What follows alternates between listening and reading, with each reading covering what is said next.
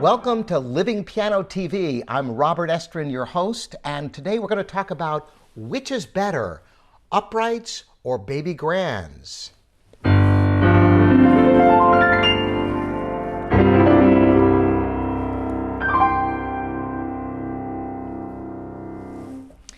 This is a question that I hear quite frequently, and a lot of times people will say, I don't really have that much room, and a big upright is going to have a better sound than a little baby grand because the strings are longer and the soundboard is bigger.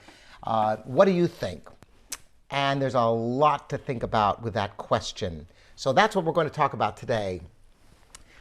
There are fundamental differences between baby grands and uprights, but I will tell you right out of the gate, I have a bias. I have a bias to baby grands and grand pianos. And there's a number of reasons why I believe they are better instruments fundamentally. If there are two good reasons to get an upright. One is if space and budget are at an absolute premium, then this might be the best choice for you. However, placement of a baby grand is much simpler than an upright. Consider that an upright piano takes up a certain amount of wall space, whereas a baby grand looks good any angle, it can go into a corner. They're actually more versatile to place. As far as budget, yes, you're going to have to spend more to get a good quality baby grand than an upright, so that could be a final determination for you. But let me give you some of the reasons why a baby grand is a better choice.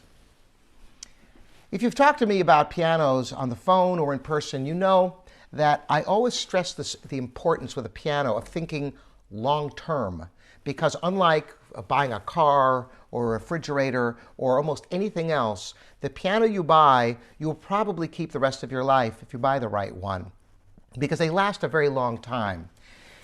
An upright piano, the sound comes out the back, and because the back of an upright is ugly, they are almost always placed on a wall, so all that sound is going into the wall. Whereas a grand piano, as you can see, or a baby grand, the sound is projected into the room. So there is a sonic benefit to the design of even a baby grand for this reason. Now, perhaps even more important is the touch. On upright piano, the hammers are going sideways. So there's a limitation in speed compared to a grand piano where the hammers are hitting the strings up and down. So even a mediocre baby grand piano is going to have much more rapid repetition. What I just did on this piano, you cannot do even if you had a $25,000 Steinway upright. They will not repeat with that kind of energy and speed because gravity is not working for it. Another aspect of an upright action that is inferior to a grand action is the length of the keys. Now, of course, this part of the keys you see doesn't vary very much. But the part behind the fall board over here, this is the difference. A baby grand has longer keys than an upright piano. A larger grand has even longer keys still. Now, why is this important if you don't even see it? Well, much like being on a seesaw and being close to the center point, it's very difficult to push black keys and between black keys on an upright piano relative to the ends of the keys. So you have a real imbalance between the force with which it takes to push a key down on the outside of the key compared to the inside of the key. A grand piano has a more consistent feel because you have gravity working for you.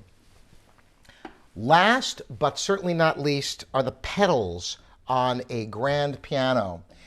Only the sustain pedal, the one on the right, does the same thing on uprights and grand pianos. The other two pedals on almost all uprights do not do what they are supposed to do. If you ever push the soft pedal, the left pedal called the una corda pedal, you notice that the action shifts. You see how the keys actually move. It's not just the keys that move, the entire action moves. So normally where hammers strike 3 strings for each note, when you push the una corda for 1 string, it's only hitting 2 of the 3 strings. This gives a change of tonal color.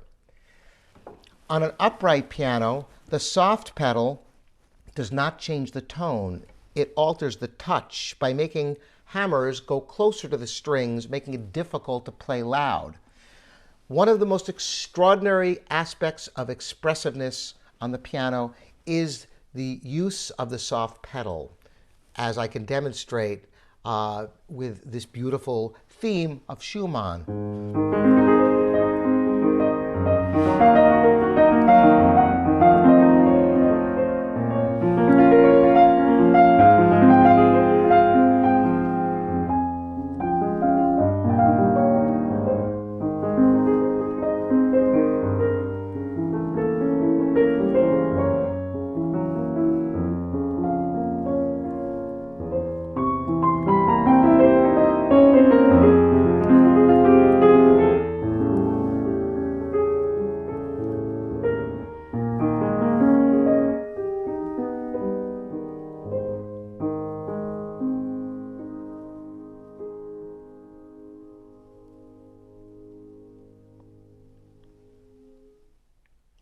Perhaps you heard the change of color when I looked into the camera.